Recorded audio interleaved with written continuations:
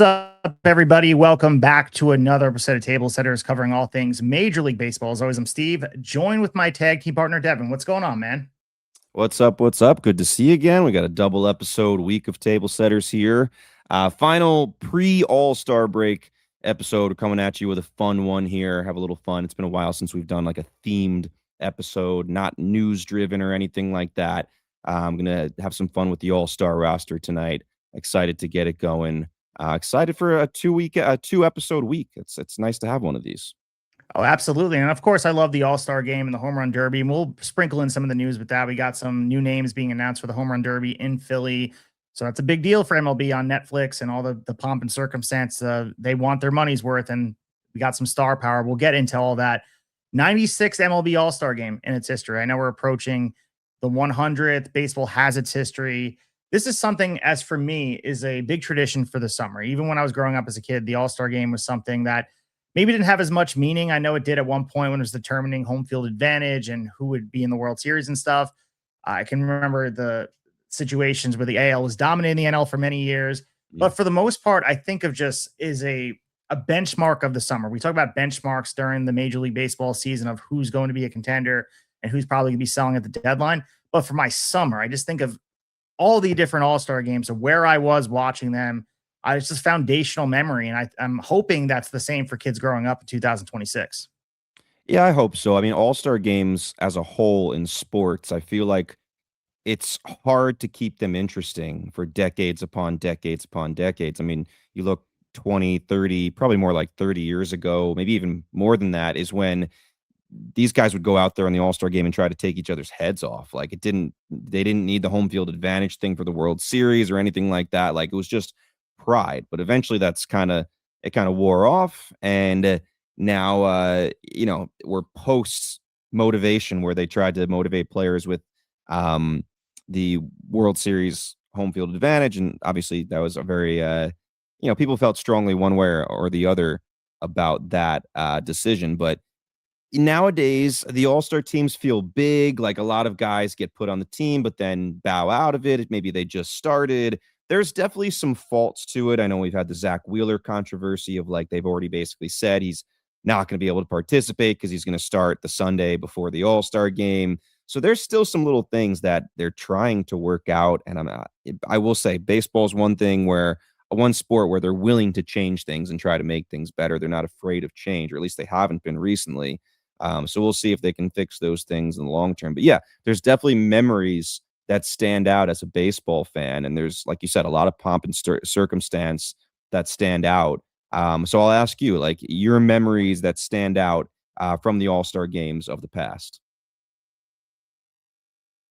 I mean, even as a Yankee fan, I think of Pedro Martinez striking out every batter he faced in the 99 All-Star game. I think of Cal Ripken Jr. and A-Rod having that moment. Yep. I think of even, Derek Jeter's last All-Star game.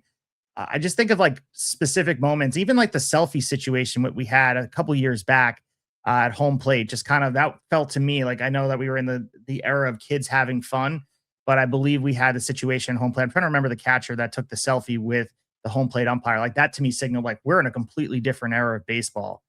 But regardless, looking up all these different things around the All-Star game, you mentioned it before. Gone are the days like in the 1970 All-Star game where Pete Rose ran over Ray Fosse because the game meant everything to him. This became more of an exhibition. And I look back at obviously baseball has a new reach, and there is the fact that we see different players in different cities all the time. NL and AL were separated before interleague play for a very long time. So the fact that they were even on the same field was a very big deal prior to the World Series. But there is a special nature to it. Maybe here's the sentimentality of being longtime romantic baseball fans, but the All-Star game still means something to me. And it's a big badge of honor. And that's why everyone had an issue maybe with Jacob Mizorowski last year when he got the All-Star nod, despite not really kind of being on the field enough. And obviously since then he's really earned it. And this time he gets his second nod this year. And of course he's another guy that he deserves to be there. But there's something meaningful about this. And maybe it's just the exhibition. This to me is still the best All-Star game in sports, no matter how you shake it out, whether all the pageantry with the home run derby paired with it, nothing compares. I think the close second is the NBA with the All-Star game and the dunk contest. But even that, like you don't have the same star power that you used to have. And the All-Star game for the NHL, we'll see it at UBS Arena this year. They fought for that. The skills competition has a little bit of fun to it, but nothing compares it to the city that hosts MLB All-Star Weekend, or middle of the week, I should say, with the home run derby and then everything. The families feel like they're there, and it becomes a hub for baseball for a little bit of time in this marathon that is the full campaign, and then back to action like within days. It's pretty damn cool. Yeah, you can certainly poke holes in the MLB All-Star Game and the events for sure, but not as much as the other sports, like you said, especially basketball. Like, you watch the actual game, it's not even an exhibition. Like, there is zero defense being played. Obviously, they've tried to change it with the, in a lot of different ways. Let's just say that the captains picking teams and things like that. They've tried. It's I can't remember the last time I watched an NBA All-Star Game in completion. And then, like you said, the dunk contest is usually what people would be excited about, but I feel like bottomed out. I want to say it bottomed out this year. And in previous years before this, Mac McClung, a guy that doesn't even play in the NBA, a G League player, basically had to like carry the dunk contest on his back. Imagine the home run derby having to be carried by like a AAA player. Like, you can't even imagine that. So that's tough. The Pro Bowl has had to be completely watered down into dodgeball and flag football. And so like that's not even on the map. And the hard part for them is like when to play it. The in between the Super Bowl and the AFC and NFC championship games. That's just a tough one for them there. So yeah, I think baseball has it. I mean, hockey. I think honestly, hockey might be a close second, but you need a hardcore hockey fan to be in it. Where at baseball, I feel like even if you're a casual baseball fan, you can turn on the home run derby and have some fun with it, and do a little home run derby pool, right? Put some money down with your friends, nothing crazy. Pick a player, have some fun. So I'm looking forward to it. I think of like, again, this is, I mean, I would have named the Cal Ripken moment you named with A-Rod, but the other two that stand out to me, and these are Mets centric as a Mets fan. Matt Harvey starting the All-Star game at Citi Field was special. And then I don't know which year this was, but Jacob DeGrom, still with the long hair, when like he was already really good, but he like announced himself to the country or the world. He got in. I don't believe he started, but Joe Buck was still announcing, and he struck out the side, and it was just completely electric. And like he was fully on the map at that point, not just to Met fans, not just to New York fans, not just to East Coast fans, but like everyone watching was like, whoa, this guy's a little bit different there. So those are some memories that stand out. And obviously last year's game, we can't just sit here and not mention it because, it was only a year ago. One of the most memorable games you'll ever watch because of the swing off at the end. We've talked about it on this show a lot, like whether you like the idea or not, how dramatic and how entertaining that was, especially coming completely out of left field for most of us. Yeah, and for the Grom stuff, it was 2015, so a magical year for the Mets that year, getting to the World Series and what they did. 99, man, like I mentioned, Pedro Martinez and some of the names he struck out, and it was at Fenway Park, and not a Red Sox fan by any means. Of course, you guys all know that, but seeing him do what he did. And for the selfie thing, I went and looked it up. I couldn't remember, but it was Yadi Molina, Joe West, and Nelson Cruz back in 2017. And to Right. me, Yep. maybe just a small moment in time, but we got to remember where baseball was almost 10 years ago at this point, where people were arguing over the celebrations. The fact that that was done, that almost felt like a turning point of not just letting the kids play, but not taking it all so seriously. I'm sure there was someone very angry watching that, but I don't know. It felt symbolic to me that that was, especially Joe West and an old school guy like Yadi Molina and Nelson Cruz, kind of blending both worlds of kind of playing with some flash, but still being a veteran player. It was something that I remembered. I don't know why it sticks in my head. There's another one, and I'm pretty sure I'm getting this right, and this is when I was a kid, but Randy Johnson on the mound, I believe John Kruk was the batter when, Randy Johnson throwing hard as hell, and Kruk was so scared of getting hit by Randy Johnson. He had this moment where just the look on his face was hysterical. I want to say he turned his helmet backwards, or maybe it was Larry Walker or both of them. I don't know. I might be mixing up moments, but Randy Johnson definitely had some batters up there scared and some more, lighthearted, funny moments in the All-Star game that I can remember. At least I think I'm remembering correctly, but there's something along those lines. There's moments that stick out. Yeah, last thing I'll mention is the 2002 All-Star game. Torrey Hunter making that catch on Barry Bonds. I just remember Barry Bonds tipping his hat to Yeah, him. yep. And they got the on-field hug situation, so pretty damn cool. I know like MLB likes to get rid of the Barry Bonds moments, but that's something you really can't Of take course. away. But yeah, I mean, All-Star Game special as a moment, and let us know in the comments on Instagram or on Twitter at Tablesetters Pod what's your favorite All-Star Game moment. Will you be watching with bated breath? Is it something that still means something to you? Did it mean something in the past? And does it mean as much now? But we're here today talking all things 2026 MLB All Stars. And Devin put together what we're calling an fWAR tier challenge with being able to draft within a budget. So obviously, we are in a world pre salary cap. Maybe it's on the horizon with the negotiations happening in the future, but we have to work within some financial parameters and we have to be pretty careful about drafting our All Stars. Yeah, so try to follow us here. I will say, and maybe we should have said this all at the top, we appreciate however you're listening. But if you usually listen on Apple, Spotify, somewhere else, and you don't usually watch on YouTube, this might be a good episode if you're at home and not driving or something like that, or on the train. Might be a good episode to watch because we'll have some visuals that might help you along. But don't get me wrong, if you're listening, we will definitely be very specific and clear in explaining to you exactly what's happening. So here's the situation we've come up with. You've probably seen similar things on social media where they say, hey, you have $5 and you have these tiers, $1 players, $2 players, $3 players, $4 players. Like, pick a certain amount of guys and stay within your budget, something like that. That is basically what we're doing, but on a bigger scale. Okay, more players. So Steve and I are going to use all the players rostered on the All-Star teams. Right, we can mix them up. We're not going to worry about AL and NL. That's the fun part. Mix these guys up, and we have to make a 1 through 9 lineup. Right, catcher, first base, second base, shortstop, third base, 3 outfielders, and a DH, 1 starting pitcher, and 1 relief pitcher, basically our closer. But they don't necessarily have to be a closer in real life. I think most of the guys on the rosters are closers, but I don't think all of them are necessarily are. So we'll get to that. So we have 11 guys each that we need to roster. We cannot pick the same person as the other. So if Steve takes Jacob Mizrowski, he's off the board. I can no longer take him. All right. So what we went ahead and did is we put these guys into tiers. Steve and I are each going to have a $33 budget. Okay. We made 5 tiers. There are $5 players. There are $4 players, 3, 2, and 1. You get the drift there. All right. And we divided up as evenly as we could. So there's 41 position players on these rosters. 8 of them are 5-point players. 8 of them are 4-point players. On and on. At the end, 9 1-point players, just because it's an uneven number. 18 starting pitchers are on these rosters. 3 of them will be 5-point players. 3 of them will be 4-point players. Okay, on and on and on. And the same just with 9 relief pitchers. So 2 of them will be 5-point players. 2 will be 4-point players. 2 will be 3-point players, 2 will be 2-point players, and 1 will be a 1-point player. You can see right now Steve put up on the visual the starting pitcher tiers. And the next thing I should explain before we kind of get into it is, well, how did you make these tiers? We didn't just do it like off the top of our head, who do we think the best guys are, and put them in the $5. We used fWAR, as Steve kind of alluded to before.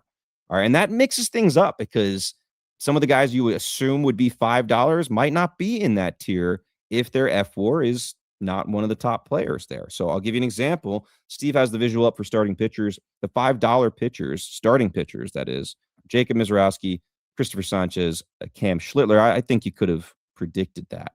But if I go down and I look at position players, there are some kind of sort of surprises there. If you look down at the $4 players, Shohei Ohtani's there. Hitter only Shohei Ohtani is a $4 player based on his fWAR.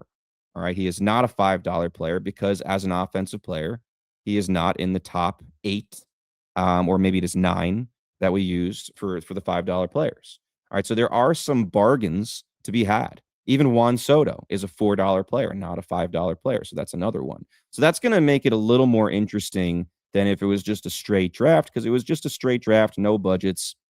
I think you guys could sit here right now and probably predict the 22 players off these rosters that Steve and I would be drafting, or come very, very close. All right. But the budgets are going to change things around a little bit. And the other thing is, there are some guys on here that would have, based on their fWAR and where they stand in the fWAR rankings, they might be a 5-tier player, but they're not an all-star. So, for example, JJ Weatherholt, based on his fWAR this year, would actually be a $5 player in this draft. He's not an all-star. Bryce Terang would be a $4 player. He is not an all-star.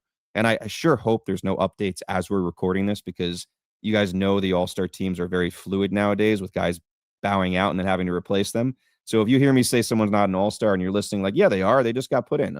Just keep in mind, we are recording this Thursday night. So any updates that we missed, sorry about that. But hopefully nothing too much changes.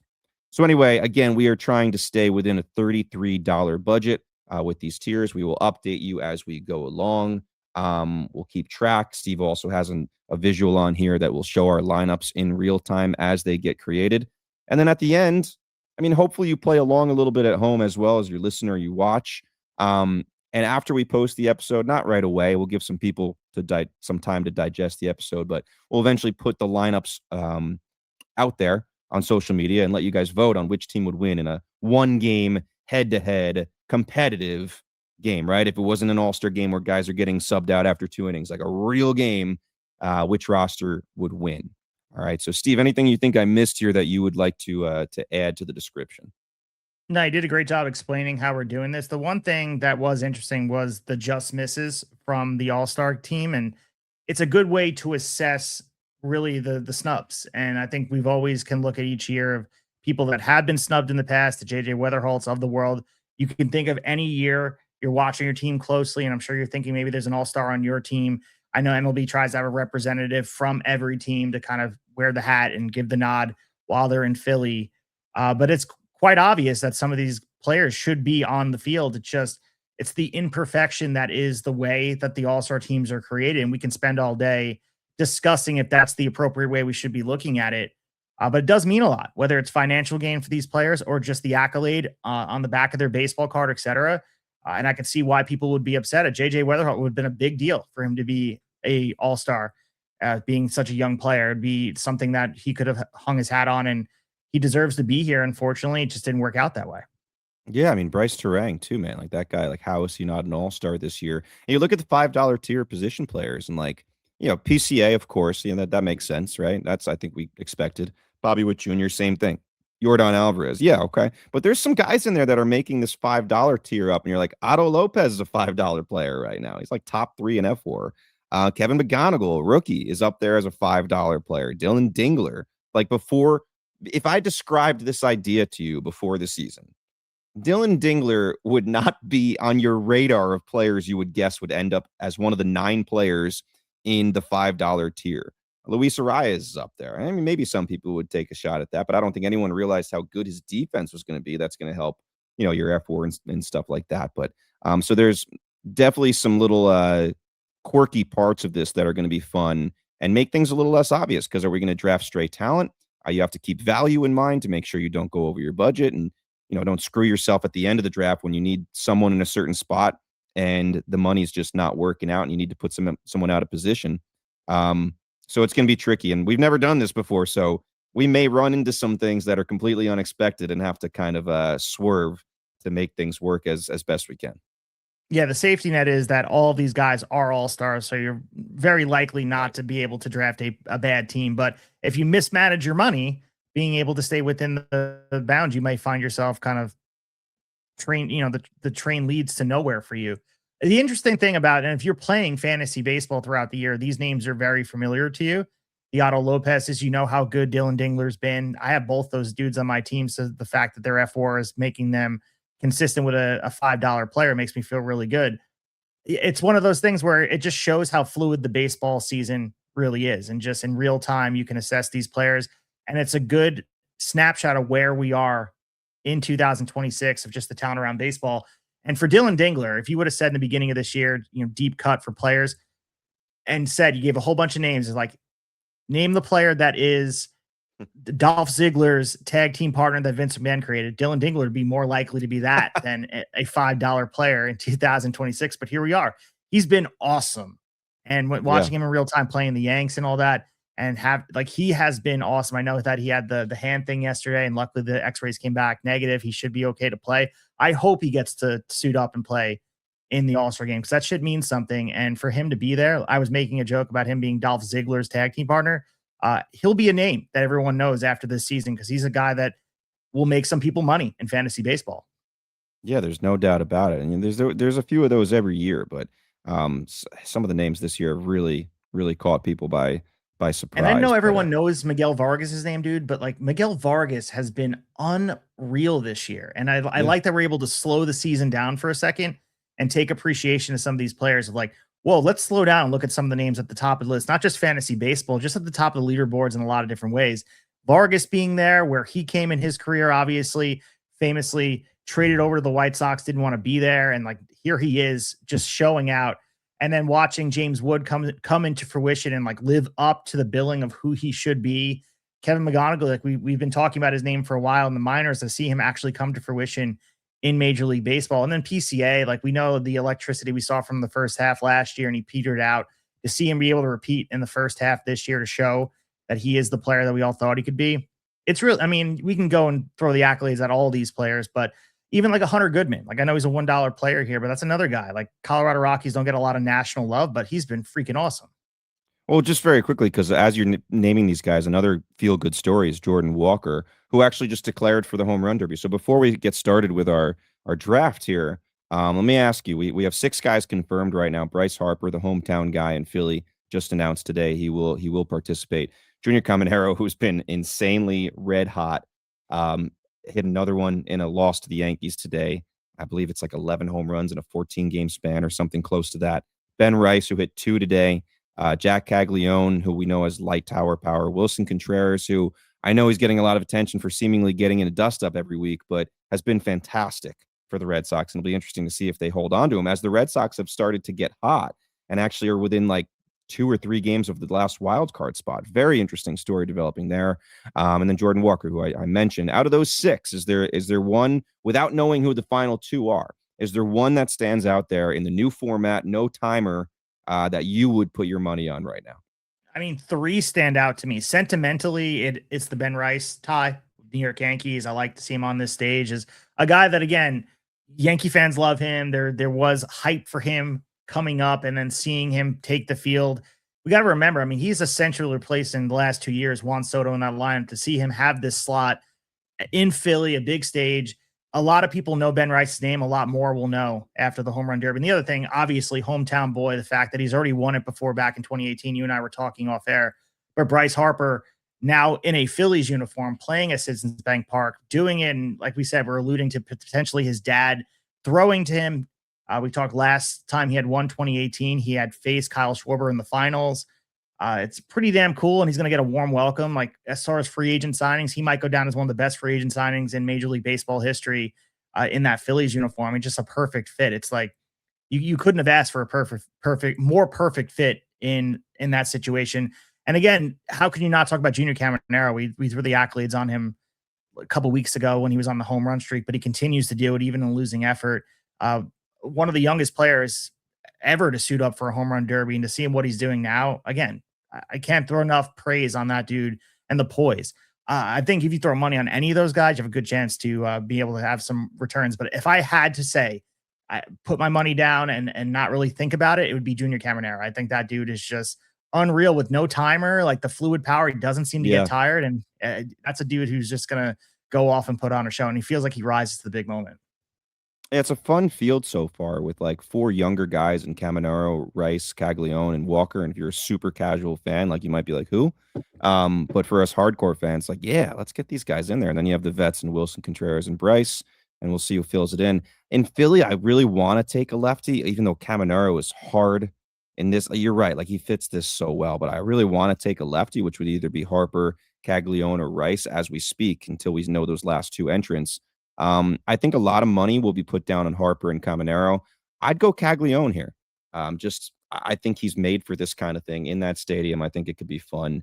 And I think he might be a little bit, I don't want to say forgotten, but based on the other names that are here, it might be good money. We'll see. We'll see when the odds come out officially once this is filled up. But getting to the draft here, I believe we are prepped and ready.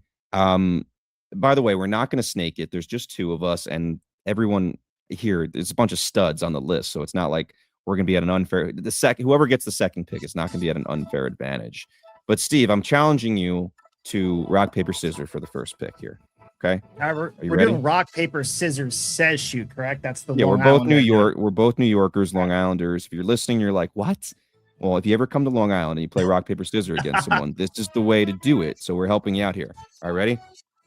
All right, rock, Rock, paper, paper, scissors. Wait. Hold on. A little bit of a lag. All right, we're going to try again. Ready? Hands up.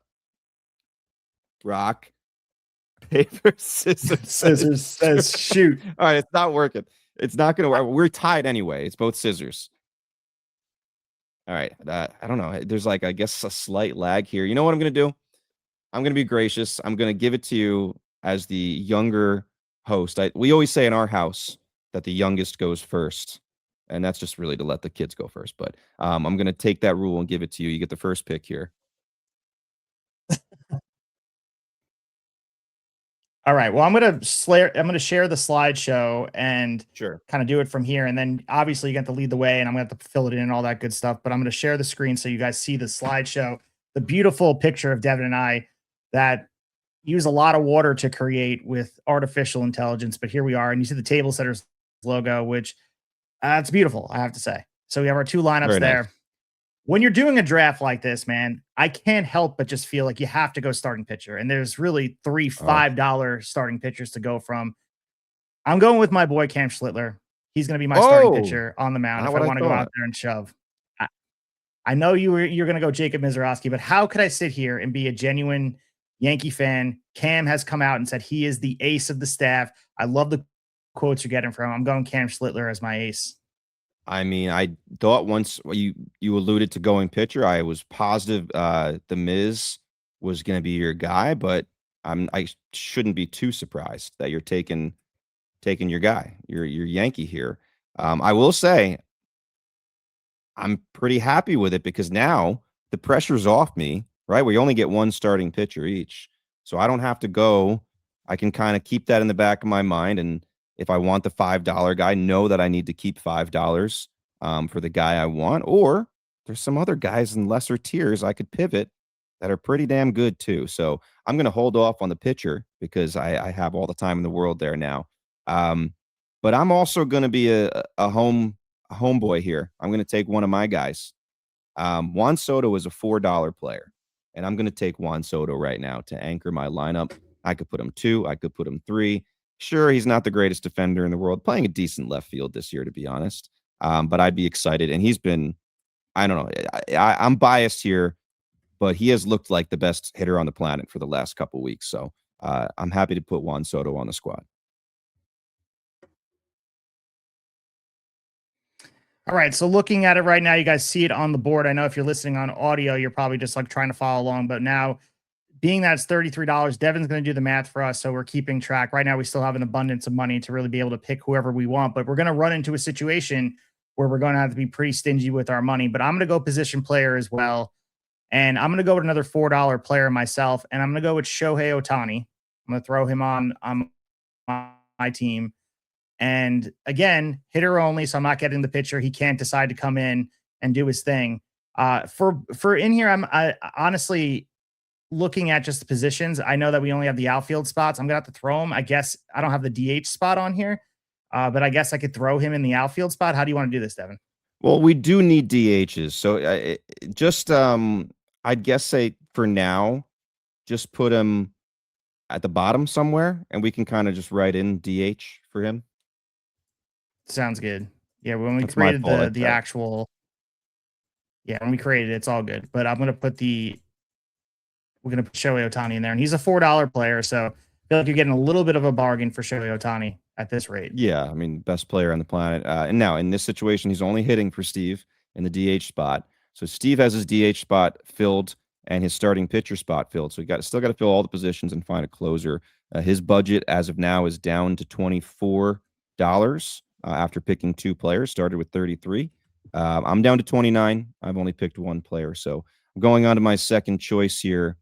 And I think I'm going, listen, I have Juan Soto in the outfields, right? And we already said the defense, leaves a little bit to be desired. Tons of great players on the board right now. I'm just trying to take one little quick scroll through to make sure I'm not jumping the gun here, but I'm going to spend a little more money, kind of similar to Steve, where not being shy in the beginning here and kind of worrying about it later. I'm going to take PCA and anchor center field first 2020 player this year, back-to-back 2020 seasons. I know last year, the second half, he fell off a little bit. To me, Pete Crow Armstrong is made for the All-Star game with the charisma. I'm going to add him to my squad here. $5 player, so I am also down to $24 with still 9 spots to fill. All right, so you guys can see I added DH to the top of the list over here. When we do the graphic, we'll add DH one more time. But you guys see DH on the top over there. So obviously I spent $9 so far. So everything's kind of still in play for me. I'm going to dip back into the position player pool, and I'm going to go Junior Caminero. I know we put the praise on him for what he might do in the home run derby, but I like the whole player. It's not just that he hits for power. This kind of guy does pretty much everything you want. We talk about rising to the moment, playing third base, doing what he does. I'm going to slide him in, playing the hot corner for my All-Star team. And he's a $3 player, which is nice for you. So your budget goes down to $21, but that is your, I'd say, value-wise, best choice so far. Cheapest, but insanely valuable with the power the electricity brings. Another guy that I feel like is just made for the All-Star atmosphere here. All right, so I've chosen a $4 player and a $5 player. I'd like to be a little bit budget conscious here, so I'm taking a look at some of the lower tiers before I make my choice. Taking 2 outfielders so far. Let's see. Who can I add? That's a smart choice here. By the way, and we didn't mention this yet, there are a couple players here on the rosters that are banged up. Aaron Judge is a $2 player basically only because he's missed so many games that his fWAR was further down the list than it obviously would be. But Steve and I agreed we're both going to lay off him because, this is supposed to be a here and now thing, and he's hurt. He's nowhere close to being back from what we've heard from the Yankees front office and Aaron Boone. So if you're wondering, how is no one taking Aaron Judge? He's on the roster. That's why. There's a couple other guys. Byron Buxton just put on the IL. Doesn't seem like a super serious injury. So Steve and I might kick the tires on that. And Dylan Dingler, who we were mentioning, also headed towards the IL. So we'll see if anyone wants to take that shot. But all right. You know what? I'm leaning a certain way, but I just want to take one more gander here. This is where it gets tricky. First few picks come easily, kind of obvious. I'm tempted to do another $5 pick. I just don't think it's smart to put myself in a hole that early. Do I want to do it? Okay. Yeah, I'm going to go this way. All right. I'm going to take the hometown guy, considering Philadelphia here. He's a $1 player, future Hall of Famer, Bryce Harper. He's going to play first base for me.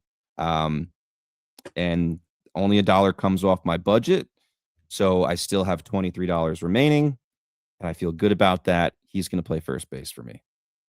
All right, so taking a look at the lineups, I know if you guys are listening on audio, I'll keep you guys up to date. Right now, my DH is Shohei Ohtani at $4. Third base is Junior Caminero at $3, and Cam Schlittler, who was my first pick, at $5. Might get some hate, but he is my ace, and I have to support that dude. He's going to go on the mound, and I think he can compete with anyone. I don't think there's a bad choice for the aces. And for Devin's lineup, first base is Bryce Harper, the hometown boy, getting a little bit of actual, some momentum playing in Philly. Maybe that adds a little bit of a boost for everybody. PCA, a $5 player, and also his outfield, Juan Soto, out there as well.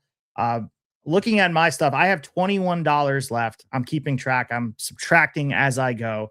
That means I'm still in the market to be able to go out there and take another $5 player, but I'm not going to do that.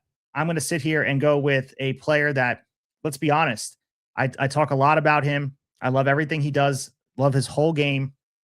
I'm going to go with Corbin Carroll, $4 player. This is a guy that, I've had on my roster in fantasy for the longest time. This is a dude who continues to show out every year. He might be a little bit expensive. I still think I'm getting a deal on him, being that he's a $4 player in this market. Yeah, he was a guy I was considering trying to take soon to pair him with PCA in the outfield. And remember, that duo was supposed to be a part of Team USA's outfield, and then Corbin Carroll ended up getting the hamate injury, couldn't play in the WBC, but so we haven't seen them out there together, which would be fun. So he's a $4 player. That brings your budget down to $17, correct? Yes, I'm keeping track over here. I'm doing some accounting, carrying the 1, adding the 0, and I'm at $17 left. Man, I hope a salary cap doesn't come to baseball. This is harder than it looks, man. Yeah, and this is way way more simple than what they're dealing with. But still, yeah, like you have to double check and try to keep in mind what you still need. All right. So lots of fantastic players still on the board. I mean, Bobby Witt Jr. is out there, $5 player. Jordan Alvarez in the DH spot. I guess could play outfield for you too if you wanted to take that shot. But a $5 player, James Wood out there. I'm just trying not to get too greedy with these $5 players. I have my first base spot filled and 2 outfield positions filled. And it already starting to feel a little bit tricky, I gotta be honest. Okay. Hmm. All right, you know what? I feel like I'm jumping the gun here, but shortstop is an incredibly important position. You know what? Screw it. Screw it. I was gonna be safe. I'm not gonna be safe. I'm gonna take the guy I actually really, really want here and is still there on the board. Bobby Witt Jr. is gonna be my shortstop. I'm gonna take another $5 off the board. It's not where I was gonna go. I was gonna go CJ Abrams, who's a $2 player, who has had a really good year. Washington's offense, fantastic. But it's too early to be safe. Give me the $5 player, Bobby Witt Jr., shortstop for my squad. It's a good pick, man. I mean, looking at the squad as you go right now, he just added Bobby Witt Jr. to his lineup that already has Bryce Harper, PCA, and Juan Soto. So he's looking, out there, as he mentioned before, the actual strategy he has here is he can literally wait to the end to take Jacob Mizorowski or Christopher Sanchez if he wants to, If because I have the money. I can't If take I have another. the money. That's true. If you do have the money, that is the one thing getting in your way. But maybe he's going to save $5 for a rainy day and one that's going to throw 104 miles per hour at a consistent basis. I'm going to go another position player as well. And I want to be able to look at these players and be able to save money for things in the future. And I'm looking at the $2 players. I'm looking at the $1 players. I'm going to go with a $1 player here. And I'm going to put a catcher in there. It's Hunter Goodman. I love what Hunter Goodman brings to the table. Eventually, I'm going to have to take some of these $1 players, but I don't want you to take Hunter Goodman before me, and then I'd be left having to shop in a different bin. And I'm going to go Hunter Goodman for my $1 player. He's going to play catcher for me. That's a good pick. He was definitely one guy I was considering earlier. You're down to $17 now. If my math is correct, you've chosen, I believe, five. $16 because I just 16? -1. Yep. Okay. All right. Sorry. So 16. I believe you've I'll chosen take the 5 extra dollar players. if you want to give it to me. You're going to give me an extra Mm, dollar. I'll take it. we'll double check the math in a minute once we bring the lineups back up. I don't want to shortchange you, but I have 17 left. But I've taken one less player, I believe, than Steve so far. So it's pretty close here. All right.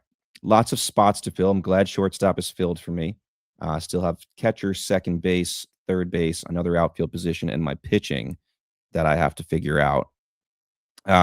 Catcher. There are lots of catchers on the board here. 2 others in the $1 territory. Drake Baldwin, William Contreras. You could do a lot worse than those 2 guys. Adley Rutschman, Jay Langoliers in the $2 tier. So you have some guys of value, a little cheaper than some of the other players on the board. The only $5 catcher is Dylan Dingler, who we just talked about being banged up. All right. I guess I could technically put Ben Rice at catcher. Yes. You $3 could. I player. mean, yeah, he Maybe could play that's a catcher. little, yeah. All right. So if you follow Tablesetters, one of my bold predictions, which I don't think is going to work out, but you can tell I'm high on the guy. Preseason was Shea Langoliers will lead the American League in home runs. Got off to a hot start, but it's slowed down. I think I'm going to take him here as my $2 catcher. Pencil him in here and be happy with that. So give me Shea Langoliers to fill the catching spot. I'm spending $2 on him. All right, so let's take a moment to pause here. We'll do some accounting for our money. I'll cross out some of the players that are taking it already so that we can kind of have an idea. I know that you're doing it on the document as we go. We'll update everybody on our lineups. But just to update everyone listening on audio only, Devin just added his catcher. So now he has his catcher being Shea Langoliers, first base Bryce Harper at $1, Bobby Witt Jr. at $5, PCA and Juan Soto filling out his outfield, PCA being a $5 player and Juan Soto being 4. For me, as we're taking a pause, my DH is Shohei Ohtani, Hunter Goodman playing catcher at a steal at $1, Junior Caminero at third, Corbin Carroll in my outfield at $4, and Cam Schlittler will be taking the bump for me. So I need to fill out my first, second shortstop. So my infield kind of needs to be filled out. And I have 2 more outfielders. And of course, my closer, Devin, looking for a second baseman. a third baseman, his last outfielder, and both his starting pitcher and a relief pitcher as well. So a lot to look at here. Can we If we do a take a quick pause here for a second, if you want I would just do a for quick the budget money. check here. I want to, yeah, I want to double check, make sure, because I feel like I might have typed wrong here. So Shea Langelier is for me a $2 player, right? Bryce Harper, one, so Mhm. that's $3. Bobby Witt, another 5, that's up to 8. PCA, another 5, that's up to 13. And then Soto, $4 player, so 17. We started with 33, so my budget's at 16. Double check that math for me, Steve. We're good there? Will do. Yeah, so I'm going through to 33 minus 2, minus 1, minus 5, minus 5, minus 4. You're at $16. All right, it's not a math show, guys. If you're tuning into Tablesetters to learn addition, subtraction, multiplication, you come to the wrong place. There's a lot of math in baseball. We're better than we're giving ourselves credit for, but we're making sure we're For going sure. fast here. For you, so you had Ohtani, a $4 player, Goodman, a $1 player, Caminero, a $3 player. All right, and then Corbin Carroll, $4 player, Cam Schlittler, a $5 player. So where's your budget stand as we speak? $16 as well. So All right, $16 so to we're play both with at you, 16. both even. Okay. Okay. So And it's kind your of take a look. choice. Man, there's a lot of places I could go, of course. And looking at some of the position players, you can't go wrong with the position players. Like I feel like as we're sitting here looking to add players, looking to add different positions, you want to be smart with the money. And you mentioned his name before at shortstop. I'm going CJ Abrams. I feel like you're getting a steal with CJ Abrams at shortstop for $2. I have to sit here and try to conserve some money, and I have to fill out my team with the best possible players. So I'm putting CJ Abrams for $2 to be more cost efficient. It's not that I don't like the player, because of course I do. This guy is absolutely everything you want in a ball player, except, maybe meet and curfew, whatever he doesn't do. But for the All-Star game, CJ Abrams is my guy, especially when I stay within budget. All right. Fair. That's a good choice there. Okay. So I'm just double checking to make sure I'm not screwing myself here as far as position and budget. Both have to work together. Like, for example, what I'm talking about here is, say at the end I need a second baseman, and I have $3 left, and the only second baseman left is a $4 player. I've screwed myself, and then I don't know You where to might go have at to have that point. someone play out of position. You might have to Right, say, hey, right. guess what, Schwarber, take up that glove, and you might have to move Yeah. people around. I mean, I think we have enough players at each position where we're going to be okay, but not necessarily. Like, some positions are a little more thin than others. I'm really doing the best I can right now to avoid the $5 players, to give myself an opportunity to pencil in the Miz as my starting pitcher at the end of this. And maybe I should just take him now to make sure I don't ruin that. But I'm not there, because here's the thing. I'll explain my thinking. Paul Skeens, who I know has not looked necessarily like the same Paul Skeens we're used to. He's a $3 pitcher in this game we're playing here. So, like, I wouldn't hate myself if that's what I end up having to do. But I actually think you mentioned Kyle Schwarber a minute ago. I still need a DH, and maybe it's dumb to fill my DH spot right now, but he's a $3 player. I don't love that I'm taking another Philly here. I already have Bryce Harper. I'm a Mets fan. But he's a $3 player. He mashes. He's, home ballpark on the All-Star game. So give me Kyle Schwarber. We'll take $3 off my bank here. So Kyle Schwarber added to your DH slot here, and he's $3, as you said. So that puts you at what number? I'm at $14 myself. So I'm at 13. Significant amount. Yeah, so know. we're pretty much at the same spot. And I got some big spots to fill on my team. Yeah. So like you said, I have to kind of be consistent with this money, and like an NHL or an NBA GM, you're sweating it out, trying to figure it out. But you don't have the Kawhi Leonard sponsorship deal to kind of bail you out here, where you're paying a minimum and they're making fake money off of something. But we're doing it legit here. We're trying to figure out different spots to go. Man, this is tough, because I'm looking at some of the players that are tempting. We mentioned them by name earlier. We mentioned some of the guys that caught our eye for the first half of the season. And for me, I look at $1 players. I'm looking at the bin, and you say $1 players is the bargain bin, right? So you're looking at players that could, that the cheapest available player, but there's a lot of stars there. And one of the biggest stars, he's been a big contributor of my fantasy team this year, and Sal Stewart. And Sal Stewart plays 3 different positions. I'm sure he could play more. He's a very versatile player. I'm going to put him at first base for me. And for Sal Stewart, this is a guy who easily could be one of the faces of baseball going forward. I don't think that's hyperbolic. I think that he has everything you need. If he wasn't playing in Cincinnati, he could be one of the biggest stars in baseball. And like I look at the All-Star game as a stage to eventually put people on notice for these players. And for the All-Star game, I think Sal Stewart can rise to that level. For $1, I'm taking a shot with him, and I'm ready to go to war with this dude. Yeah, $1, you could do a lot worse there. One of the great rookies in the game. I'm gonna follow suit with you here, and again, this is a little bit of a homer pick, not in the team I root for, but a fantasy player of mine who I've held basically since he was drafted a couple years ago. Travis Bazzana is also a $1 player. I still need a second baseman. I'll be honest, when I saw Bazzana get the bid for the All-Star game, I was a little bit like, huh? Like he's been good, especially in rookie terms, but all-star level, I didn't even think he was in the conversation. Sometimes it's more of a narrative about like, well, how many other guys in the AL at that position deserve it? Whereas the NL is loaded with second basemen that should have been on the team. We already mentioned Bryce Terang didn't get the call and stuff like that. And maybe he does end up on it before it's all said and done. Who knows if other people bow out. But give me, I feel like I need to hold some money here for the end, and I want it there. So I'm going to take the $1 player in Bazzana. I mean, a lefty that can mash. Again, Citizens Bank Park, great stadium for lefties. So I'd be happy with putting him somewhere towards the bottom of the lineup. Bazzana at second. So to catch everybody up here as we approach our final 3 picks or 4 picks for Devin, I have 4 picks for each of us right now. On my DH slide, I have Shohei Ohtani. I have Hunter Goodman playing catcher, Sal Stewart playing first base. Second base is empty right now, still needing to fill that. CJ Abrams will be playing short for me.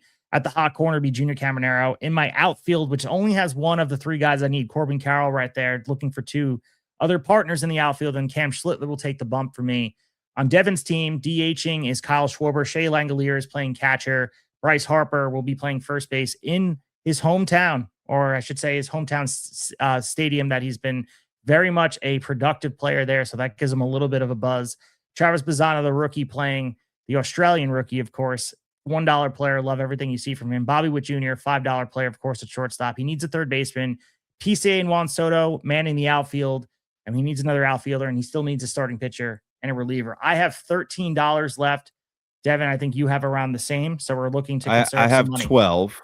I have $12 left, and 4 spots to fill. So you do the math here, and average of $3 a player, which I don't think is a bad spot to be, kind of right in the middle there. You have an extra dollar to play with over me with 4 spots to fill, but in a very similar spot. Yeah. So looking at just what I need, obviously I need some offensive help. I'm looking at the relief pitchers.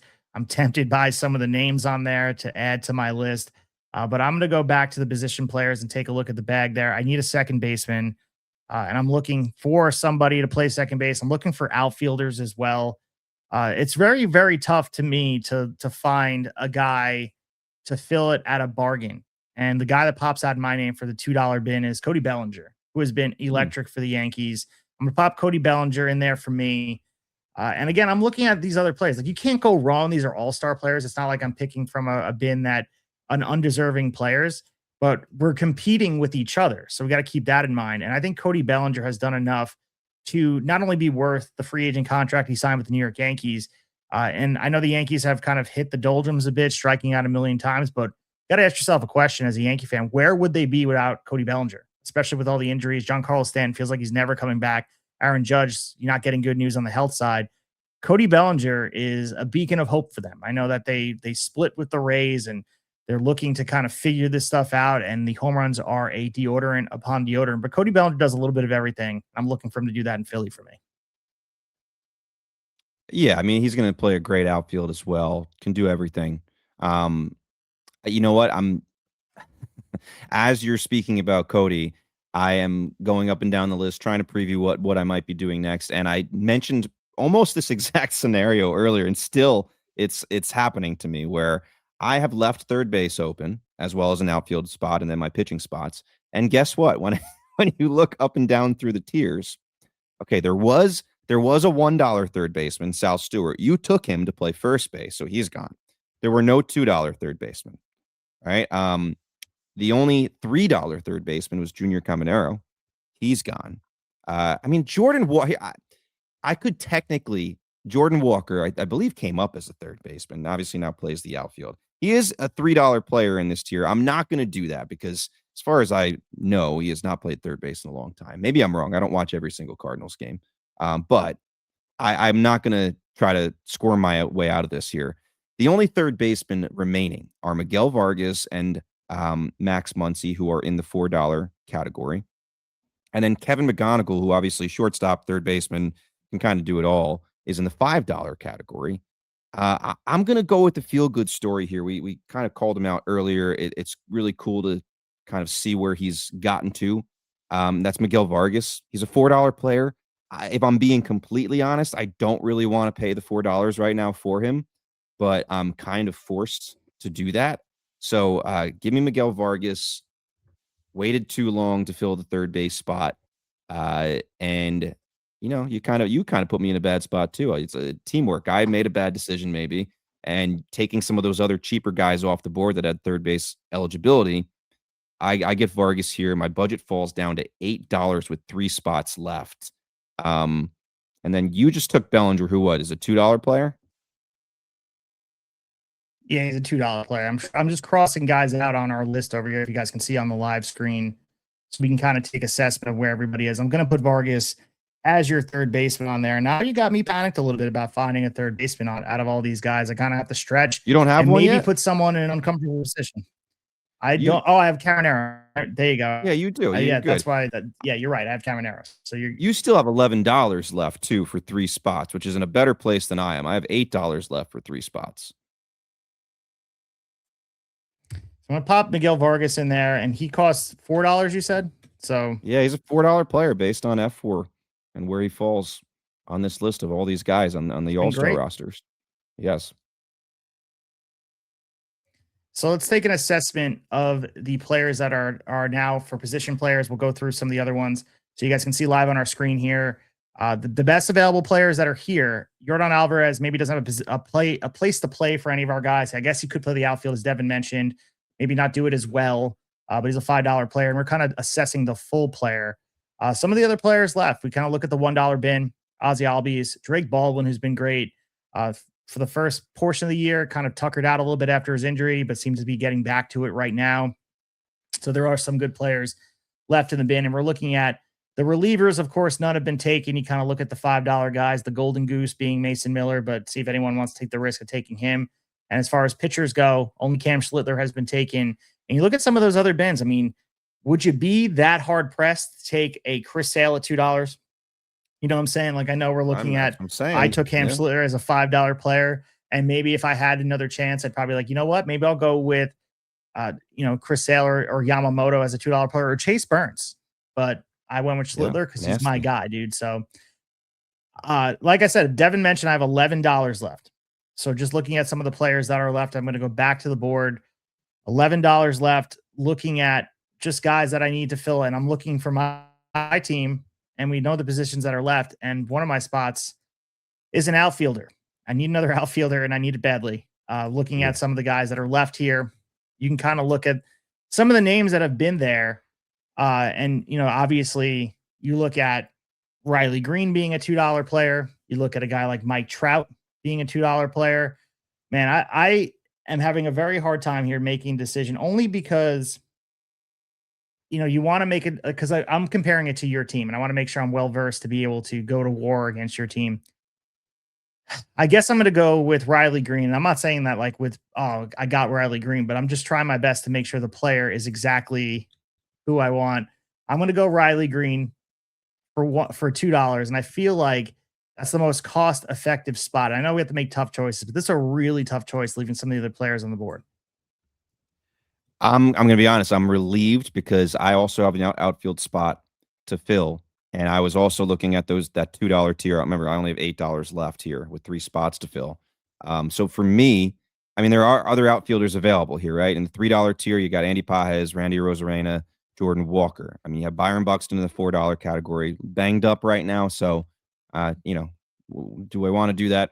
James Wood, I mean, $5, he's expensive, but he's fantastic. But I do think with my money situation here, I was going to take one of the guys from the $2 tier, and I really was looking for Trout. I could use another right-handed bat in the lineup based on who I have right now. And the great thing is taking Trout, I do not need him to play center. I know he prefers it, but I can stick him in the corner, right field. Right, I have Juan Soto in left. I have PCA Manning center. He can go get pretty much every ball for those guys. So you're taking $2 more off my budget, which brings me down to 6. I still have to fill both of my pitching positions, which is going to be interesting. But I have my third outfielder, and we'll see. I'm going to have to get a little creative here with the pitching and maybe not do exactly what everyone would assume I would do here. Yeah, man, looking at these guys, I got $9 left with 2 spots left. And listen, I mean, You're in good shape. I've been hyping this guy up all year, and I feel like I have to have him on my team. Otto Lopez is going to be my second baseman. There I'm going he to is. pop him There in he there. is. And I just like, honestly, everything he's done this year, I understand he's not a household name. A lot of people are not pretty aware of him. If you're not a diehard baseball fan, maybe not a lot watching a lot of Miami games or not playing a lot of fantasy baseball. But Otto Lopez has kind of checked all these boxes, and he's doing things that we haven't seen in a very long time in a Marlins uniform. Otto Lopez playing second base for me, and well deserved, dude. Like, I understand he's not the sexiest name, but he deserves all the accolades, and I hope that he does something special in Philly and gets the recognition he deserves. I personally may purchase an All-Star Game shirt or a jersey with Otto Lopez's name on. That's how much I enjoy him. That's fair. I tweeted about him earlier today, and this is before tonight's game. I don't know what he did tonight, but coming into today, he had 40 multi-hit games. So I had to look up, like, all right, what's the best? Not, I think the best all time is like 85 multi-hit games. And forgive me, I can't remember who that was, but he's not getting there. But I then said, all right, what about like the Marlins record? What's the Marlins record? Juan Pierre back in 2004, and I think baseball fans would have been able to guess it was Juan Pierre that holds the Marlins record for multi-hit games. 70. He had 70 in 2004. So Otto Lopez was at 40 coming in today. We're more than halfway through the season. So it's not going to be easy for him to get there. He's going to have to stay healthy, and he's going to have to continue mashing to catch Juan Pierre and maybe get on top of him. But he'll have a chance. He absolutely has a chance. And that's just puts in perspective what a great season he has had. All right, so Steve will go into the last round with $4, and he doesn't necessarily have to spend it all. If there's a guy in the $3 tier that he likes best, I'm sure he'll go ahead and do that. But for me, I have 2 spots left. They're both my pitching spots.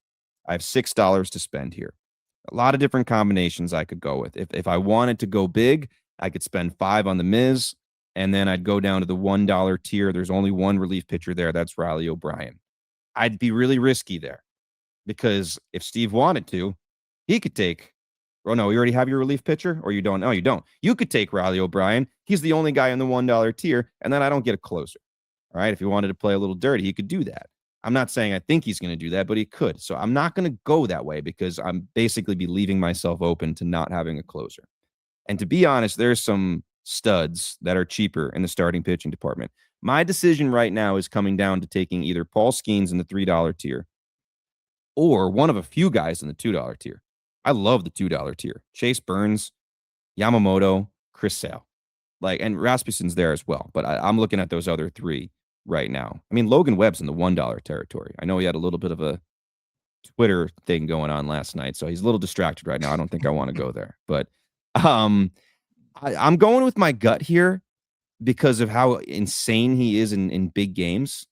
I'm going to take Yoshinobu Yamamoto for $2, and I'm going to save $4 to get my lockdown closer if I need it in the last round. So give me Yoshi as my starting pitcher to go head-to-head with your guy, Cam Schlittler. That would be Yankees-Dodgers. How interesting would that be? Yeah, I mean, well, we know Yoshi's gone out there and pitched a big game. He's done it his whole career, so he's not going to even blink at being on the All-Star stage. So we'll probably see him. He's not going to be starting on Tuesday, but I'm sure we'll see him in the game, and he's not going to shy away from a big moment. We watched him just be electric in the World Series last year and just really doing his thing. For just to talk about Otto Lopez and close the loop on him, he hit a triple today, only had 1 hit. But Okay. again, still continue to rack up those RBIs. In our league, we're a points only league for the Fame. He's ranked 18th in all of the players around baseball as far as points go. And we talked about some of these all-stars that are out there and just players in general for the fantasy baseball season. And we kind of talk about fantasy baseball here and there, and we like to do. Obviously, we've had guests on. We've talked about our league personally. This might be one of the years. I know injuries play a part. That there is a lot of new names at the top of, like, let's just say top 20, top 30 as far as points go. Even in roto leagues, a lot of contributors coming from spots that maybe you didn't expect, and it's going to make a lot. And I'm not looking forward to the offseason and the draft next year already, but it's going to make the draft next year very interesting, and especially some redraft leagues of what's the value of some of these players that have been electric. Do people buy into this season we're seeing in 2026? And what does that mean for the future of some of these players as far as dynasty go? I'm fascinated by the value of some of these players that have skyrocketed. Absolutely, and it's like the Geraldo Perdomo conversation we had a lot in the offseason this year. He's kind of Otto Lopez is kind of this year's Perdomo, where Perdomo was like a top 5 like fWAR player, fantasy points kind of player. And we asked multiple people, like, do you think he can do this again? I remember talking to Chris Welsh about it, especially in the shortstop category, which is loaded with talent. And most people said, like, I want to see him do it again before I draft him in that kind of spot.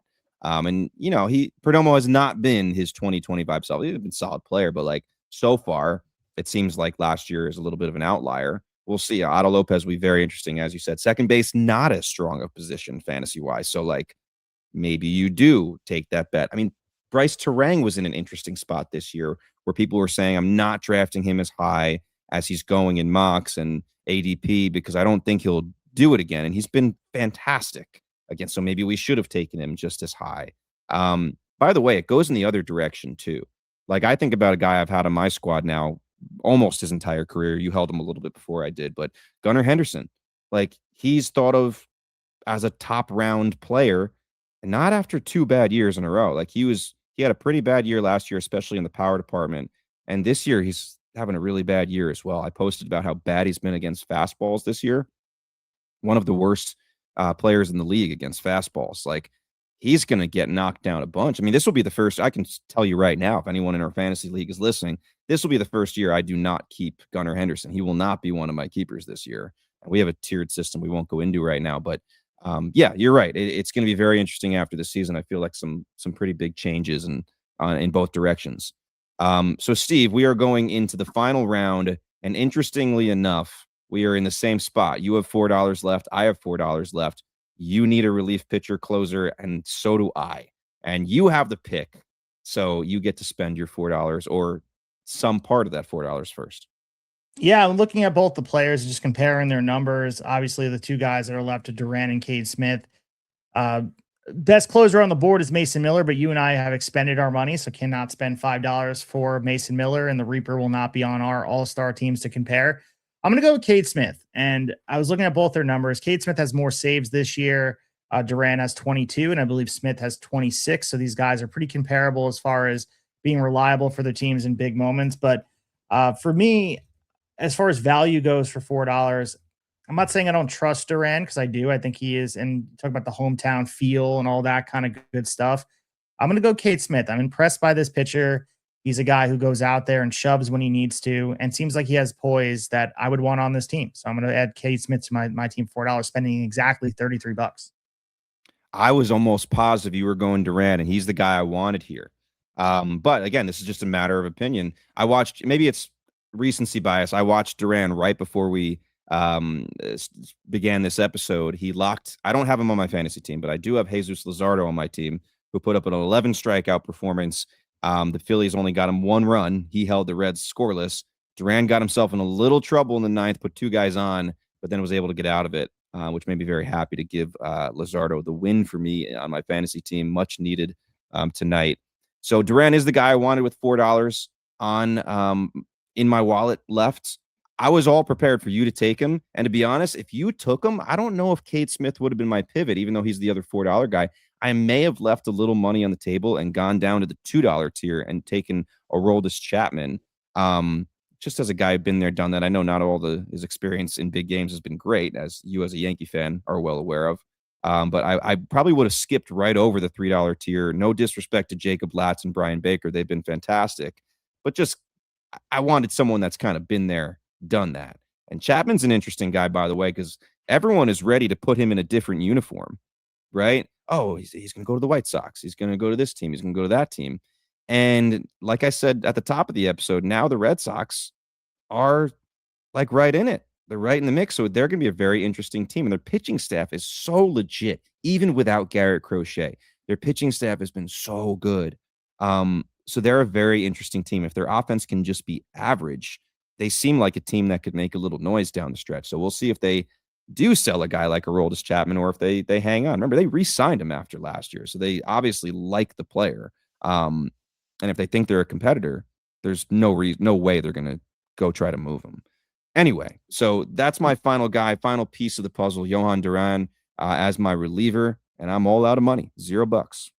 Yeah, and as far as Cade Smith goes, just want to put some love on his numbers. I know he's not the sexiest pick, but he locked down his 27th save tonight, actually, passing Brian Baker for the major league lead. So you look at him, I mean, since he's become the full-time closer, 2.76 ERA, a 1.11 whip, a 61 to 11 K to walk ratio, and he leads the league, all of MLB in saves right now. He's yet to allow a hit across all 4 outings in July.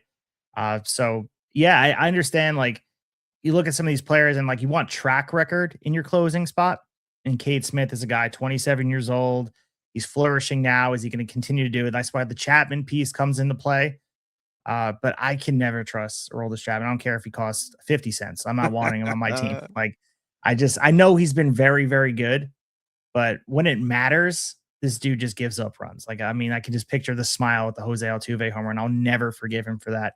And let's not forget, like, he got saved in 2016, and I know that Joe Madden ran him into the ground, but he gave up some big moments as well, and they almost lost the World Series because of him. So, right, Aroldis Chapman can go kick rocks, dude.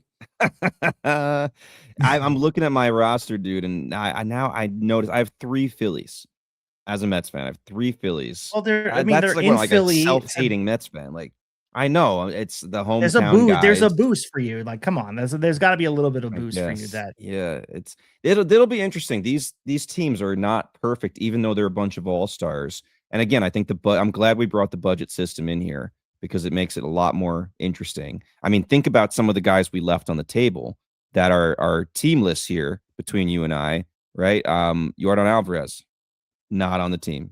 It seems like at times this year has felt like the best hitter on the planet. He is not on either of our teams. James Wood, another guy who has at times have felt like the best hitter on the planet, not on a team. My guy, Nick Kurtz, somehow I didn't end up taking him. He's not on either of our teams. So Matt Olson, who's been fantastic, not on a team. Freddie Freeman, not on a team. Your guy, Ben Rice, shocked, not on either of our teams. I thought about him a couple times. Jordan Walker, who has been fantastic, not on a team. Yandy Diaz, who great, and budget conscious here in the $2 tier, not on team. We could go on and on. You know what? I actually noticed this. Remember, I complained about not having many choices of third baseman. I could have actually taken Ernie Clement, who's in the $1 box. He was still available. I think of him like as a utility guy, but he could absolutely play third base. So maybe I missed the boat there, taking Miguel Vargas in the $4 bin. But this will be interesting. We've done episodes like this before, not exactly all-star based, but where we pick teams. We did the pick out of a box episode, which I loved. You didn't know the team that was coming up until you picked the box, and you had to pick a player from their team and eventually, create a roster. And what we did after that is we put it out for vote, but we also totaled up the total WAR for each team and saw who had more WAR. So we could absolutely do that. They should be pretty similar based on how we divided these guys up. But you never know. That'll be interesting to look at. So after the episode, we won't do it while we record here, but I'd like to kind of look at that and see who had the better WAR total. And then obviously after the episode's been out for a day or two, put this image that you have up here on Twitter and let people vote who would win in a winner takes all game where all these guys are playing all 9 innings, other than the pitchers, of course. Yeah, and the other thing I do notice when we do activities like this, because you and I have been playing fantasy baseball with each other, even before For the Fame, we were in other leagues. We did the National League Only League. We did a whole bunch of things for a very long time. What I do realize is that you and I have a type. Like, we really have a type as far as players go. And I watch either some of my drafts go the same. And there's a lot of people out there. Fantasy baseball experts will say you kind of have you pigeonhole into some players and you fall in love with them. You and I are very like there are players that we talk about in For the Fame. There's certain players that are like certain managers. That's a player you associate with them. And there's a couple players on my team that feel like my guys. I know I don't have Hunter Goodman this year, but I feel like he's a guy that I'm always like I always associate with him, and I feel good when he plays well. Sal Stewart, he's on my team this year. Otto Lopez, I already kind of sung his praises already. He's my guy. Corbin Carroll, like I mean, Corbin Carroll's been my guy since before he even suited in a major league uniform. But it's weird to have like on my squad right now. And there's sometimes in a situation like Shohei Ohtani, I've never had the honor of owning in fantasy baseball at all. But there's some players that are undeniable. But it's interesting. Like there are certain types of players that I always find myself having. It's the same thing in fantasy football as well. Like, how do I have a million shares of this same player? It just happens. Yeah, no, people absolutely have a type. I can think of people in our league right now, other than you and I, and like can like right away come up with 2 or 3 players that are like that person's player, even if they don't end up on their roster every year. Some people have more of a type than others. Like I'm thinking of our own league. Like I can picture a Karen team right, like in the top of my head right now. I can picture a Jimmy team really, really well. Others mix it up a little bit more than some managers. But I'm looking at my team here. And again, this is not necessarily who would win in a fantasy baseball matchup, in a make-believe real life game, I think. But it is interesting because fantasy does come into it. At my roster, Schwarber is a guy I've rostered. I have him on my roster this year. Shea Langoliers, I don't believe I've had, although I've always been a big fan of the player. Bryce Harper, I don't think I've had. Travis Bazzana, as I said, I do have. So that's 2 guys that I actually have currently. Bobby Witt Jr., I've not been fortunate enough. I mean, I believe Matt has him, and he's going to have a stranglehold on him for a long time, I believe. Yeah. He's that kind of player. Miguel Vargas, no. Pete Crow Armstrong, no. Juan Soto, I do not believe I've ever had the pleasure of having on my roster. Mike Trout, yes, I've had him a couple times. Yamamoto, no. And who's the last guy? Johan Duran, no. So only 3 guys have either on my roster in fantasy baseball right now or have been in the past. But there's no doubt. Fantasy managers, if you play long enough and you play long enough with somebody, it's like you know their next move sometimes. Yeah, maybe I'm projecting a bit because I feel like my team is like it's a mirror image of the players I want to have in there. Of course, there are some diversions from the norm for me, but I mean, like again, I just find myself like, oh, like I got Corbin Carroll again, which again, what else could you want? Like he's another player that's just very remarkable to own year after year. And man, this is fun though. Like I like doing things like this. It's a brain exercise. We do have a little bit of the off time in between. I know the All-Star break isn't as long as some other breaks around the other sporting leagues, but it's a time to take a deep breath as a baseball fan, reassess maybe the landscape of whether it's fantasy baseball or of your favorite team. The trade deadline's approaching is really the perfect time to just soak in baseball while we have it and not doing the doom and gloom thing because you guys already know what I'm going to say next for 2027, et cetera. You have to just appreciate these things. And it feels like the home run derby is going to be a big deal on Netflix. Feels like the All-Star game is always going to have a little bit of pomp and circumstance to it. Enjoy it, watch it with your friends, take it in and appreciate it because it's a fleeting moment. The summer flies by so fast. Before you know it's October. Just appreciate baseball while it's in full bloom. That's like my biggest advice to everybody out there. No doubt, man. We still got a lot of season left. It does fly by, all of this, but and if you're tuning in here tonight and you haven't listened to our prior episode that came out a couple days ago, listen, the Major League Baseball draft is coming up in a couple days. I think this is one of the most interesting drafts we've seen in a long time. I said it today. I feel like it's one of the deepest crop of players. Like we usually, you talk about the top 2 or 3 players and the top 5, the top 10, top 15, top 20. You can go 40 players deep and be like, whoa, a team could get that guy at like pick number 38. There is such talent out there coming out this year. And this is not a new thing. Like this has been said since the beginning of the college season. Like this year's draft is, if you thought last year's was good, this year's draft has the possibility of being a really, really more than solid, just super, super deep. No matter what you think of the top of the draft, the thing as a whole is very interesting to look at. So anyway, that's a long way of us saying, go back and listen to our prior episode 175. It's a great one. We preview the draft a little bit, and it's worth listening to. If you know a lot about the draft or you don't, tune into it. We are also trying I don't want to confirm it yet. I won't give the name yet, but we should have some White Sox representation coming on with us next week to do a White Sox episode. No better time when you think about it. Not only are they hanging around first place, Murakami just came back, right? They're going to be in trade deadline situations, which will be interesting. And they're making the first pick in a couple days in the draft. So we'll get to ask the White Sox representation what they ended up thinking about the pick as well. So lots of exciting stuff to come. And hopefully you enjoyed the episode. Yeah, absolutely. I reiterate what Devin said. Go back and listen to the episode. I want to thank Jonathan Mayo for hopping on with us again, taking time out of the busiest time of the year for him. Check him out on social media, always posting great stuff, whether it's the MLB pipeline stuff or just his opinion, always throwing out great information to keep everybody informed. And really all throughout the season, Rock Chalowski, Grady Emerson, wherever the draft winds up going, as Devin mentioned, this is not just a first round thing. This is going to be a deep draft that is going to be producing a lot of great players that we're going to be talking about. Maybe this time next year, maybe they'll be an all-star. Like that's how quickly the pipeline moves. I know those are situations that used to be 1 in a million, but now it feels a little bit more common that these players get into the systems and they run through single A, get all the way to triple A, and all of a sudden they're on a major league roster contributing. So it's important for baseball fans. If you want to be well-rounded and informed, you have to follow the draft. And I'm not saying everyone has to watch college baseball with fluency or whatever, but you're doing yourself a disservice if you're not at least following those steps, because sooner than later they become foundational members of your favorite team. And as a baseball fan, having the understanding of what it means to watch these players is just like it's a no-brainer for me. And like I can't get enough of the draft coverage. Like I really can't. Like just reading it, whether it's through the Athletic or on social media, if you find people that can discuss this with severe education or being able to be fluent and have intelligent conversations about what these players will be, there's nothing more intriguing to me. It really is like not just a lotto ticket, but being able to have predictive opinions on where these players. I can't just get enough of it because we didn't have it when A-Rod was a prospect. We didn't have it when Ken Griffey Jr. was there. The fact that we're assessing these players from ground zero all the way to where they eventually wound up, maybe a Hall of Fame career, is just fascinating.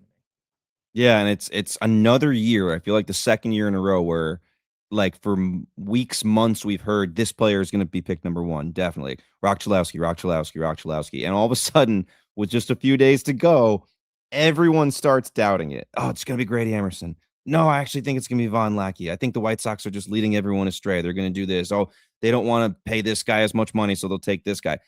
And all of a sudden, there's this doubt. And it's similar last year, although last year, to be honest, even when the draft started, like, or was 5 minutes away from starting, very few people were saying it's going to be Eli Willits.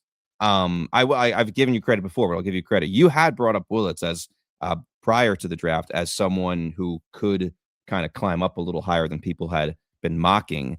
Yeah, But this year, he caught my eye watching him. I remember just yeah, seeing the natural talent. I didn't think he was going to go where he went in the draft last year, but I just remember seeing him being like, how could someone not watch the bat to ball skills and see what he was able to do and consider all the external factors, like you said, with the money that goes into it. He looked like someone that was going to make some noise. I didn't know he was going to jump as far as he did, especially when we right. recorded with Savannah McCann. It was like serendipity that we discussed it with her and just where it went and the transition from the front office where they eventually went. There was a lot in turmoil for the Nats last year, and it kind of went in a direction where we'll see how it goes out there and what the player becomes. But it feels like the Willits name is going to be something that everybody knows for a long time. Yeah, and he's continuing to impress people, like, just with how fast he's kind of moving up the system at such a young age. But before we go, this will be the last question we have here, and we'll log off after that. But I got to ask you about our own fantasy league here, because we talk about trade season coming up in the major leagues, and we're still 3.5 weeks out for the trade deadline. But in our fantasy league too, around the All-Star break is typically when trade talk in our fantasy baseball league really starts to heat up. There are most years we meet up, or at least some of us meet up to watch the All-Star game, have some beers. And we've had a lot of trades go down at that event, or even a day prior to it, or the day after it. A lot of stuff happens there. You are in a very good situation towards the top of the league, maybe at the top of the league right now. And you also, so our league is very much, not all the time, but there's a lot of years where some of the trades made are a team that's in it trading one of their younger prospect talents for a player from a team that might be a little out of it that can help them win the championship this year. For example, Steve and I talk about this trade all the time. He and I did years ago where I traded him Corbin Carroll, who he has not let go of since. He gave me Logan Webb in exchange. It worked out both ways. He has Corbin Carroll to this day. Logan Webb helped me win a championship that year. And I'm asking you this because your team's interesting, man. You're, in my opinion, in the perfect spot where you're at the top. You have Seth Hernandez as a prospect. You have Connor Griffin as an active player, but hurt for a while. People are still going to be interested in him for the future. So what do you, I'm not telling you to give me your strategy, but how are you feeling about that coming up in fantasy land? I'm feeling good. I'm open to conversations. I've been just texting some people about it. It's hard because the teams that are in last place are not fully out of it. Like I'm playing Matt this week, who's 5-10, Karen 6-9. Obviously, the worst record in the league right now is 5-10. If I want to beat Matt and he goes to 5-11, I think he's more receptive to conversations about building towards next year. I love my prospect pool, and it kind of happened like where I got rid of a lot of those players in trades last year and drafted Seth Hernandez, as you mentioned. Jesus Mata I have held on to. Connor Griffin is another guy that like didn't have the accolades until middle of the year last year and kind of gained the buzz, and all of a sudden he was just flying through the system. I'm open to moving those guys if it means I can hang my one banner. Like I'm willing to do whatever it takes to get the one banner. Right now, I'm leading the league in points. Things are going well. On the same note, though, when you think about it, you don't want to upset the apple cart. There's a lot of moving pieces on my team that are like pulling their weight. And looking at some of the players, I already mentioned Otto Lopez by name and Sal Stewart. The upgrades I'm looking at could be in the outfield, but like, I got Jake Bauers, who I picked up on the scrap heap with people being injured. He's a guy that I can't be happy enough with. And then you mentioned Murakami coming back. He's on track to return tomorrow. Hopefully it happens. It creates a little bit of a logjam for me, especially with Pena coming back and Acuna eventually coming back. And you mentioned Connor Griffin. Like, I'm not wishing him to be on the IL, but like, I had a situation where I had a lot of these offensive players where I'm almost forced to make moves, but I couldn't be happier the way that my team has worked out this year. There's been some heartbreak losses. We mentioned the loss I had to you with a stat correction, which absolutely sucked, but there's a bounce back nature to my team that I haven't had. Not saying they're slump proof, because I haven't really gotten to a run where I'm winning like 5-6 weeks straight, but I'm in every matchup. And I feel like they're getting better from week to week, and the players are kind of continuing their role. And I haven't had the pleasure of that. I've always had teams that they were hot, then they were cold, then they were hot. And unfortunately, when you got to the playoffs, they wound up tipping in the other direction and being cold. It's a roll of the dice. And that absolutely could happen.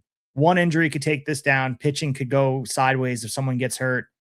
But I feel as confident as ever that I can make a deal and not really upset the rhythm of this team. Because everybody knows, as a fantasy baseball owner, it's not just like a harmony thing, but every piece has to fit together if you really want to make it to the end of September with a championship in tow. Yeah, it's going to be interesting because there, as the years have gone by, I feel like there have been less of those like prospect for established player trades because people have become a little wary, or it's been like the same people at the bottom where they've made those deals and it just hasn't helped them at all. And so they've kind of just been like, I'm not doing this anymore. But like, a guy like Matt, who you mentioned, has never been towards the bottom. So, and some of the prospects this year, I mean, the fact that you have Seth Hernandez, Connor Griffin, and Jesus Made on the same squad, like, gives you some options depending on what you're willing to do. But you're right. You don't necessarily want to put yourself in roster hell where you're like, oh, I didn't account for all these guys coming back that I absolutely have to play. And now I don't know who I'm dropping. It's going to be fascinating. I mean, Perrier, who's first place in the other division, has Cade Anderson as a prospect. So he's another really a guy that looks like he could help out on a fantasy team next year, right? So if someone's looking to rebuild and get that youth and that guy you could keep in the 24th round as an NA player, he's another one. So it's interesting that the teams at the top also have some really good prospects to give. I mean, I'm going to try to get in the trade conversations as well. My team has been back and forth trying to get back to 500, but the point total suggests that I'm one of the better teams in the league. It's tricky though. Like you said, the distance from the top of the league to the bottom of the league is probably as small as it's ever been as far as win-loss total. So whether those teams at the bottom are really like looking to completely rebuild or not, it's tough to say at this point. Yeah, and again, like to reiterate what you said, just these prospects, like it's hard to let go of them. I'm not gonna sit here and hug all the prospects and hoard them, but it has been a situation. I know it won you a championship, but the Corbin Carroll versus the Logan Webb deal, where if it didn't result in a championship, I'm sure you look at that deal a little bit differently than you do. Because Corbin Carroll obviously doing things that he does now at an MVP caliber, but being able to hang that banner. We always talk about with the Mikal Bridges uh, trade where it's like, fuck them picks. Like sometimes it's about just getting the ring. And it means a lot in our league. And if you guys play in a competitive fantasy baseball league, I know you know what I'm saying. Like you just want to win once or twice. That feeling is infectious. It's about being able to collect hardware. And Devin has done that better than anyone in our league. So that's something that he looks upon with like earnest. He's going to do what it takes to win. And there's a balance, dude. Like you can't mortgage the future. We've played in fantasy football leagues that we've had to limit mortgage in the future because I was one of the people. I know there's other people in our fantasy football league that would trade draft picks from 2035 if they could. But I think we found the perfect balance of not, we stayed away from trading the draft picks, but the currency that is this draft pool and the prospects that are coming out, and the fact that we limit it, that you're not able to pick up some of these players, that you're not going to be able to pick up the Grady Emersons of the world and being able to put them on your roster immediately is a Right. big deal too for us, that we have a situation we kind of control that.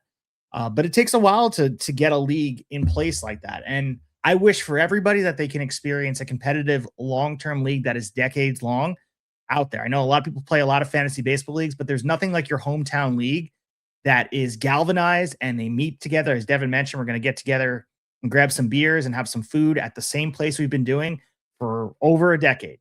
I got the Howard's Cup trophy next to me, which is the point saw. My brother is the proud owner, but never fucking takes it home. But so it's here.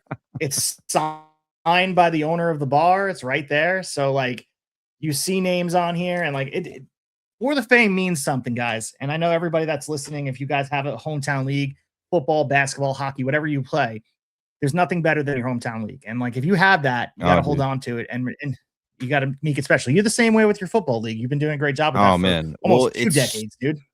You and I are in such like similar spots with that because you are the commissioner of our fantasy baseball league, and I'm looking for my one for the thumb. I'm looking for number 5, right? And you as commissioner have gotten close several times and have lost in heartbreaking fashion. And I feel you because even though I've won a bunch of times in that league, the fantasy football league that you're referencing is mine that I've been commissioner of for however many years, almost 20 years. And I have come painstakingly close several times and have never won my own damn league, not once.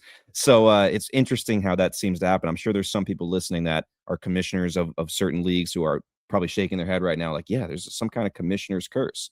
And maybe there's some other people there like, what are you talking about? I win my league like every year. I don't know.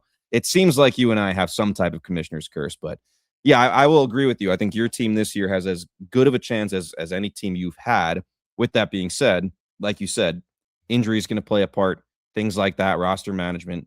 There's a lot of room here, or a lot of weeks to go where we don't really know what's going to happen. And some things, unfortunately, we can't control.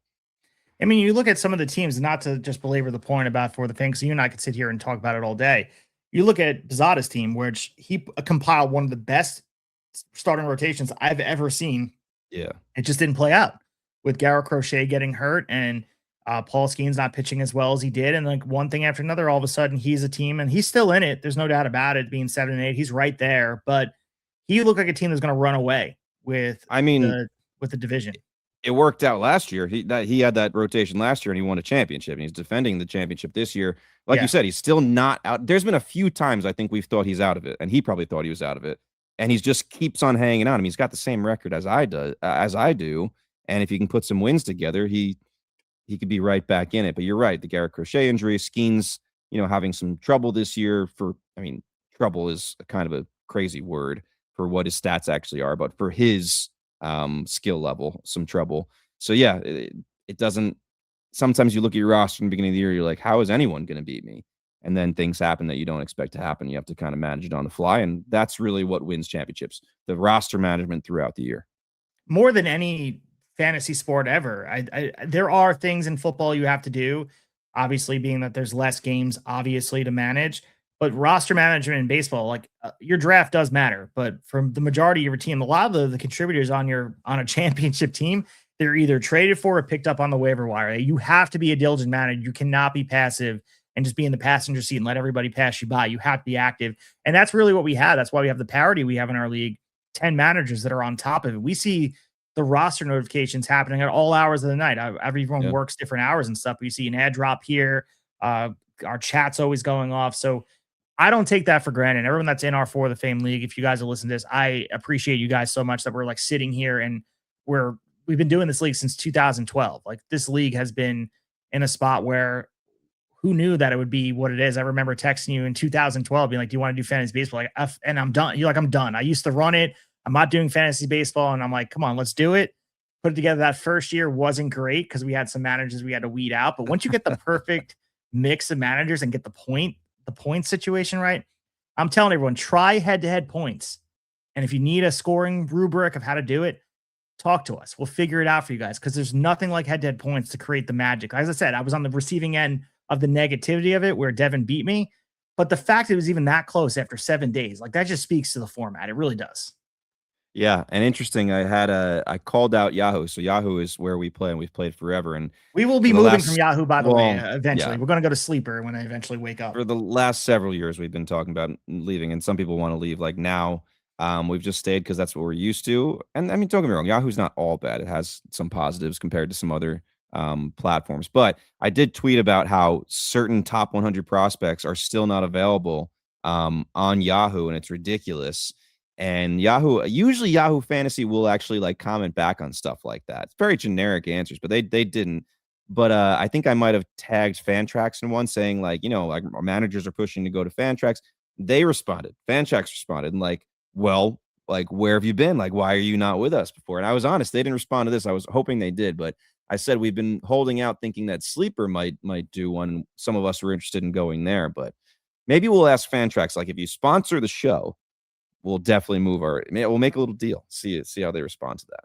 I'm into that. And I do want to shout out the good side of Yahoo. If you guys remember beginning of the year, I'm not sure if I mentioned this on the show. We had a catastrophe before the opening night on Netflix where I believe it was supposed to be same day ads or something happened where I had to change the format and it reset the draft. Everything. Yeah. And it reset everything where we weren't going to be able to count those points. And at the time, it really didn't matter in the grand scheme of things. It was one game. But with the excitement of baseball starting, I couldn't handle it. I was like, I got Yahoo in the chat and they figured it out. They reset our draft manually. They made everything ready to go for that day. So I give them a shout out for fixing it. I completely expected it not to be fixed because as you mentioned, they go mute sometimes and don't answer. But yeah, they did pull through there. But the first boat that pulls up to the dock of like, it's either Sleeper or something better, we're going because Yahoo, we've outgrown Yahoo as a league. It is comfortability, like a nice comfy couch, but like you said before, we have limitations on that app that you just got to move on. And like Sleeper for football has been magic. Fantrax has its like I've played a league in Fantrax and it's just not as user friendly. And like I'm asking, that's what I'm scared of. Yeah, it's the app situation, and I'm not worried about myself. I'm worried about our league mates because it's a harmonious relationship. We don't want anyone frustrated, but they're not going to partake in the league if they feel overwhelmed with the interface of the app, and that's all I'm asking for. Yeah. Yahoo, I thought got off to a good start this year, other than the problem you just talked about. But like, as far as player pool, which is one of our main concerns, I guess we have with their platform. I know it also bugs out sometimes, but I'm sure some of the other apps do too, to be honest. But like the player thing, like we have 6 NA spots, so it's not even like we're a dynasty league where we want to be rostering the deepest of the deep. But like, there's some guys that like logically should be available, and sometimes they're not. Beginning of the season this year, I actually was impressed with their player pool. I was looking up some guys. I'm like, I can't believe this guy's actually on there. Their problem now is I feel like they don't keep up as quickly as they should. Like some guys that are getting notoriety and getting added to top 100 lists and teams top 30 lists should be added like on the fly. How damn hard is that? Like you could pay me a very tiny bit of money and I'll do it for you. Like it's not that difficult if you're a serious fantasy sports platform. So again, we do appreciate you guys joining us for this episode. It's always fun to hop on here and to do a 2-episode week, doing something fun like this. We're both very excited for the All-Star Game. Hopefully you guys are as well. Make sure you guys can follow us at Tablesetters Pod on both IG and on X. Everyone in the X machine over there. attributing some followers as we speak. We're sitting at 7,500 followers. Devin always running with the notables over there. Good conversations, good polls. Mentioned some conversation over there. Join the conversation. Leave us a message. Let us know what you think about the pod. Post what your lineup would be if you played along with us for the All-Star game. Absolutely could put your team together with $33 if you feel like you could do it with your buddy or something and go back and forth of how you guys did it. More than welcome to have a conversation. If you want to ask us a question, we will certainly read it on air. We want to open up the conversation, everyone out there, and keep the conversation rolling throughout the season. I hope everyone enjoys the All-Star game. It's a lot of fun. Go out, enjoy your friends. Devin, will I be seeing you next Tuesday in person? Are you going to be heading out? I know it's a tough drive for you.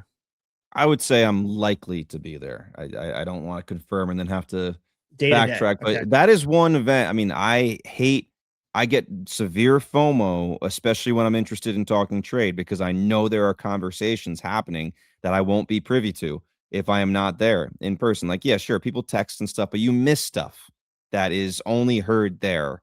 And all of a sudden you're left out of the loop and you're like, oh man, I could have had a conversation about that player. So I would definitely like to try to be there and have some conversations and watch the game. Yeah, the lubrication of the pitchers of beer really help get the trade talks flowing. And I think every year it's something crazy that goes down, but it always just happens. I think the interpersonal stuff, like, it's the first time we're all seeing each other as a group since the draft. So it's one of those things where, I guess it starts stoking the flames. Personally, like, I wanted to host it. I wanted to have it in my backyard and we use the pool and stuff, put it on the projector. So maybe we can have a conversation about getting some food and bringing it local by me. And it might be a better drive for you because I'm out a little bit further west than than where Howard's is in Patchogue. So I'm open to it. Let me know. Well, we'll figure it out. I got to talk to the powers that be to make sure we have all the equipment. I know Bizzata left his projector here from 4th of July, but I digress. We've talked a lot about other things except baseball. Hope you guys enjoyed this episode. Devin, any final words before we get out of here? No, that's just like Steve said. Just let us know what you think. Be honest with our rosters. If you listen to the episode and listen to it's in real time, like how we assemble the teams, tell us where you think we messed up. I'm sure looking back, there's probably for each of us one thing maybe we would have changed, different player, or waited a little longer, or been a little quicker taking a certain position, knowing what we know now. So, let us know what you thought of the episode. And maybe this is something we should do more of, this style episode. We try to mix them in every once in a while, but they're a little bit few and far between. But thanks for tuning in. So stay tuned to the update about what guests we may or may not have next week talking White Sox, but stay tuned to all our social media platforms for information about when we're posting episodes. But we'll be back next week talking all things baseball. Until that time, happy baseball.